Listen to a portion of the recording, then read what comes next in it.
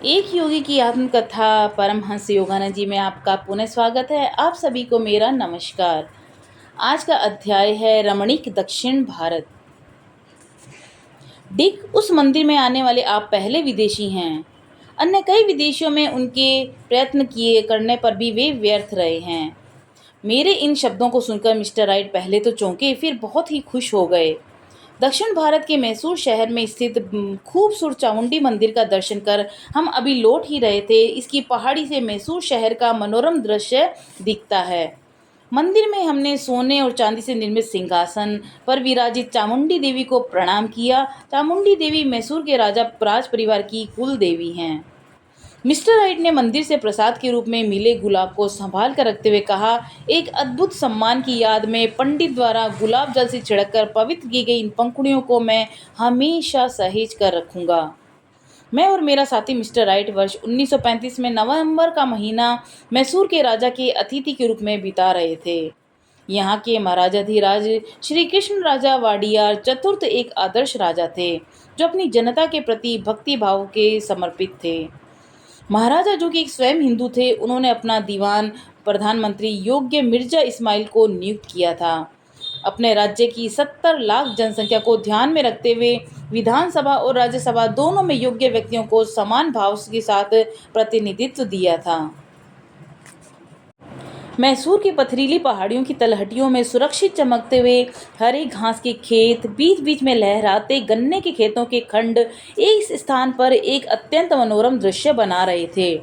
पहाड़ियों के पीछे ढलते सूर्य की रोशनी बीच बीच में हरे भरे खेतों और छोटी छोटी चट्टानों पर जब पड़ती, तब वह विभिन्न रंगों के चमक उठता था। पन्ने जैसे हरे खेतों और पहाड़ी की काली चट्टानों और अद्भुत छटा बिखेर रही थी, और अचानक पहाड़ियों के पीछे से नाटकीय ढंग से अदृश्य होता सूर्य अपने सतरंगी रंगों को हर क्षण बदल रहा था। मैं मंत्रमुग्ध होकर पूरे आकाश में ईश्वर की चित्रकारिता को हर पल बदलते हुए देख रहा था, क्योंकि केवल उसके स्पर्श मात्र से ही इतने विविध रंग उत्पन्न हो सकते हैं, जिनमें जीवन की ताजगी की लहरें प्रवाहित हो रही थी। इस यात्रा के दौरान भी हमें चौकोर हरे धान के खेत मिले, जिनके बीच में से होकर हमारा रास्ता जा रहा था। सड़क के दोनों तरफ शीतल बरगद के वृक्ष थे और बीच बीच में नारियल के ऊंचे ऊंचे पेड़ भी थे।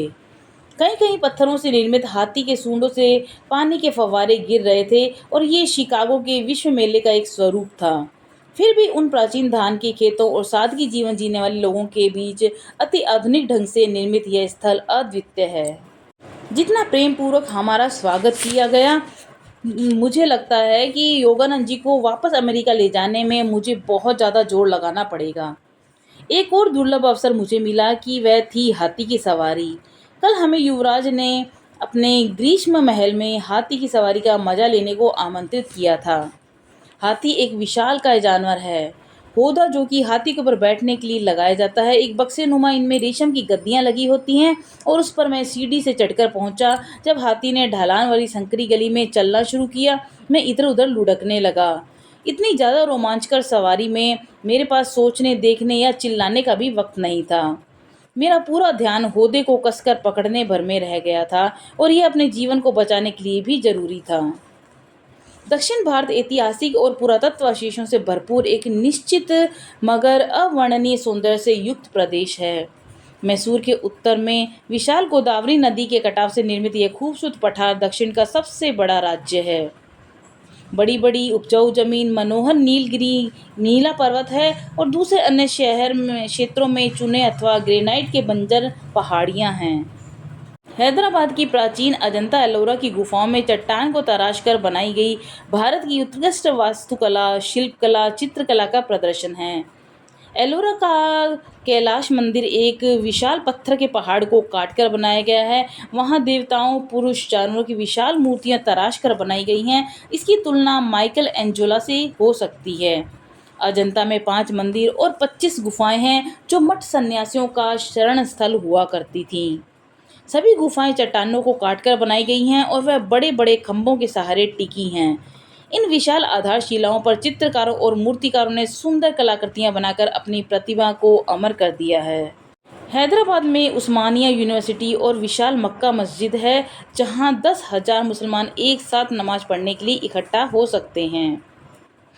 मैसूर भी समुद्र तल से 3,000 फीट की ऊंचाई पर एक अत्यंत मनोरम दृश्यों से भरपूर राज्य है और यहाँ पर अनेक जंगली जानवर, हाथी, जंगली भैंसे, चीते और बाघ रहते हैं। भारत में अपने आक्रमण से असफल रहे सिकंदर की सबसे बड़ी प्रशंसनीय गुण था उसकी भारतीय दर्शन में गहरी रुचि। योगी और संत पुरुष जिन्हें यह समय समय पर वह मिलता रहता और जिनका सानिध्य उसे बहुत प्रिय था। उत्तर भारत की तक्षशिला में जब वह यूनानी योद्धा पहुंचा, तब उसके फौरन बाद उसने ऑनेस्क्रिट्स, जो कि डायोजेनस के हेलेनिक स्कूल के अनुयायी थे, उन्हें एक भारतीय विद्वान शिक्षक दंडामिस, जो तक्षशिला के महान सन्यासी थे, उनको बुलाने भेजा। आपकी जय हो, हे ब्राह्मणों के गुरु। ऑनेसिक्रिटोस ने संत दंडामिस को कहा जब वे जंगल के आश्रम में उनसे मिले। सिकंदर महान देवता ज्यूस के पुत्र हैं। वे सभी मनुष्यों के एकमात्र भगवान हैं। वे चाहते हैं कि आप उनके पास जाएं और यदि आप उनकी आज्ञा का पालन करते हैं तो वे आपको उपहारों से भर देंगे, और यदि आपने उनके पास जाने से इनकार किया तो वे आपका सर कलम कर देंगे। योगी ने शांत भाव से उसका जबरदस्ती आने का निमंत्रण सुना और जैसे ही वे पत्ते के बिस्तर पर लेटे थे वैसे ही लेटे रहे और उन्होंने अपना सिर तक नहीं उठाया। जाओ, सिकंदर को कहो, ईश्वर जो सबसे बड़ा राजा है कभी भी अन्याय करने वाला नहीं बनता, बल्कि वह प्रकाश, शांति, जीवन, जल, मनुष्यों के शरीर और आभा आत्मा का रचयिता है। वह सभी व्यक्तियों को तभी स्वीकार करता है जब मृत्यु उसे आज़ाद कर देती है। फिर मनुष्य किसी बुरी बीमारी का शिकार नहीं बनता। मैं केवल इस ऐसे ईश्वर के सामने अपना शीश झुकाता हूँ, ऐसा परमात्मा जो हत्या से नफरत करता है और किसी युद्ध को प्रोत्साहित नहीं करता। सिकंदर कोई भगवान नहीं है, क्योंकि उसकी भी मृत्यु निश्चित है। शांत स्वर में सिकंदर को धिक्कारते हुए कहा, अभी तक वह अपने अंदर के आंतरिक ब्रह्मांडीय साम्राज्य, वैश्विक राज्य के सिंहासन पर नहीं बैठ पाया है। वह कैसे स्वयं को विश्व का मालिक कह सकता है? ना ही अभी तक उसने सशरीर यमलोक में प्रवेश किया है, ना ही उसे सूर्य के, धरती के विशाल क्षेत्रों में जाने का मार्ग पता है। यही नहीं, अधिकांश देशों में उसका नाम ही नहीं सुना है। इतनी फटकार तो दुनिया के भगवान यानी सिकंदर ने अभी तक किसी से नहीं सुनी होगी। संत ने व्यंग्य करते हुए कहा, यदि सिकंदर की इच्छाओं को पूरा होने में उसका वर्तमान साम्राज्य छोटा पड़ रहा है तो उसे गंगा नदी पार जाने को कहो। वहाँ उसे ऐसा प्रदेश मिलेगा जो उसकी पूरी सेना का भरण पोषण कर सकता है। यह भी जान लो कि सिकंदर क्या देता है और किस तरह के उपहारों को देने का वचन देता है, वे मेरे किसी काम के नहीं हैं।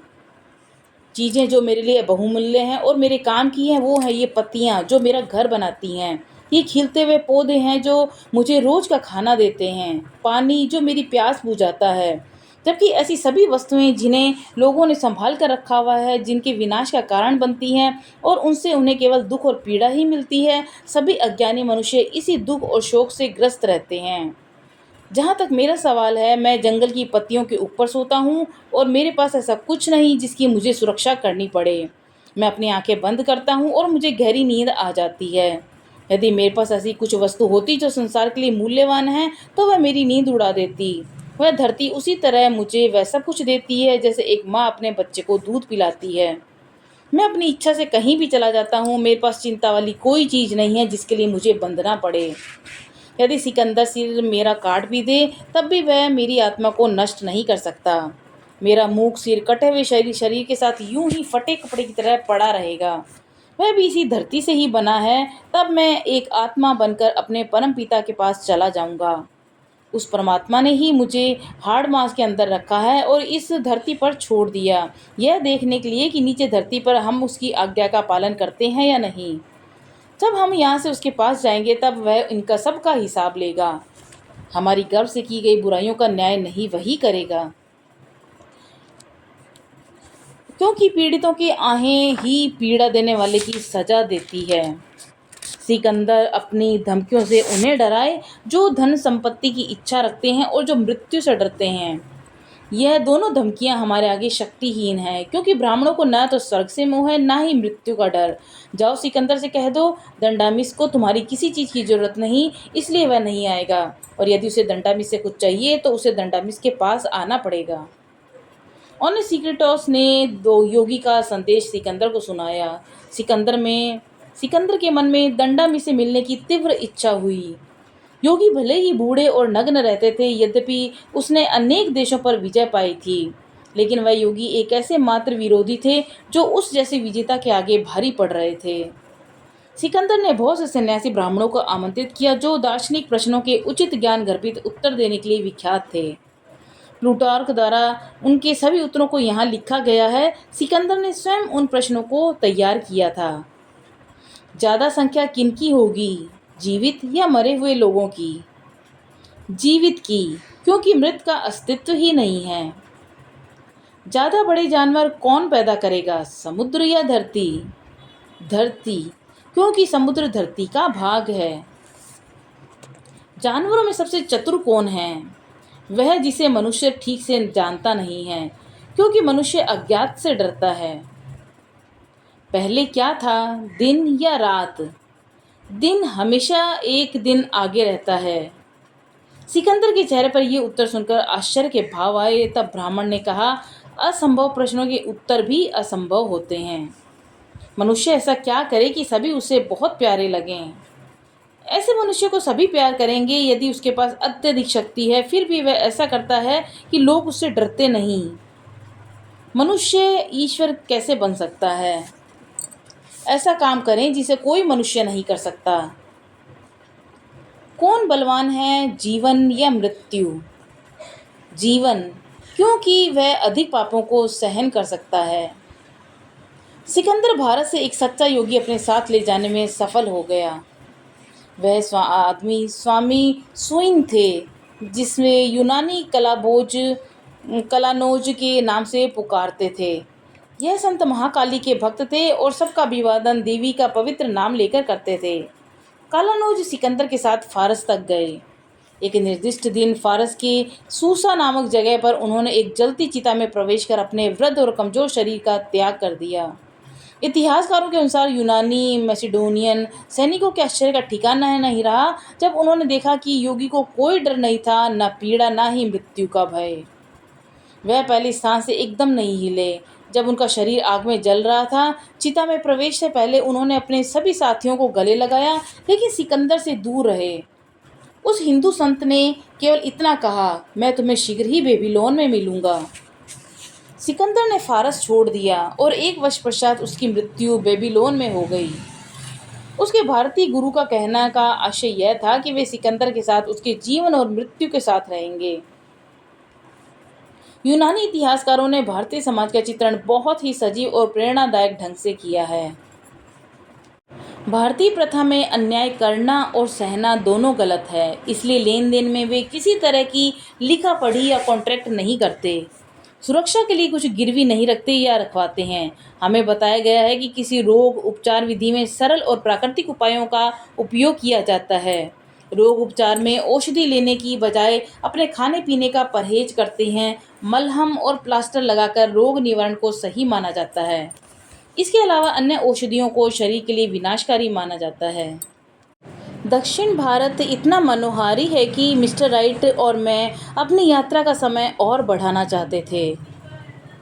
दक्षिण के गांवों में अभी भी सदाशिव एक पूर्ण रूप से जागृत योगी थे और उन्हें सब बहुत ज़्यादा प्यार करते थे। एक दिन वे कावेरी नदी के किनारे समाधि में बैठे हुए थे।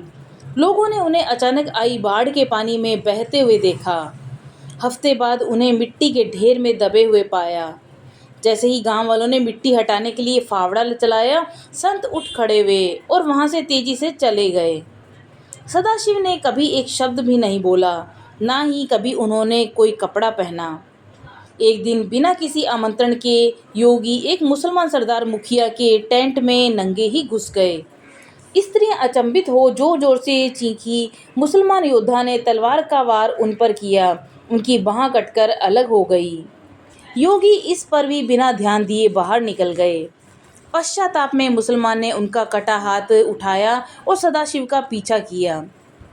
योगी ने उस हाथ को लेकर खून बहते हुए स्थान पर लगाया और तुरंत ही वह चिपक गया।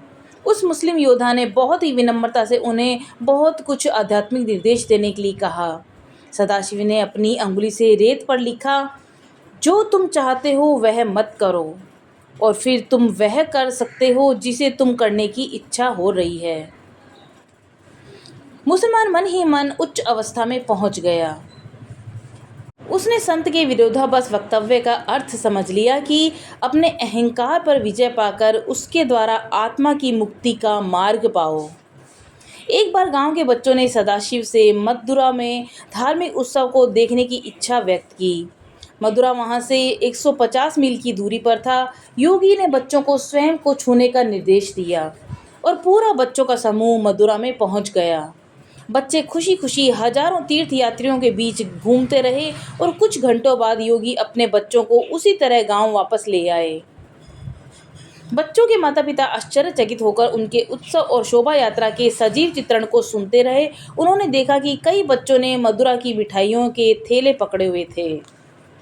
एक युवा बालक को योगी और उस कहानी पर विश्वास नहीं हुआ।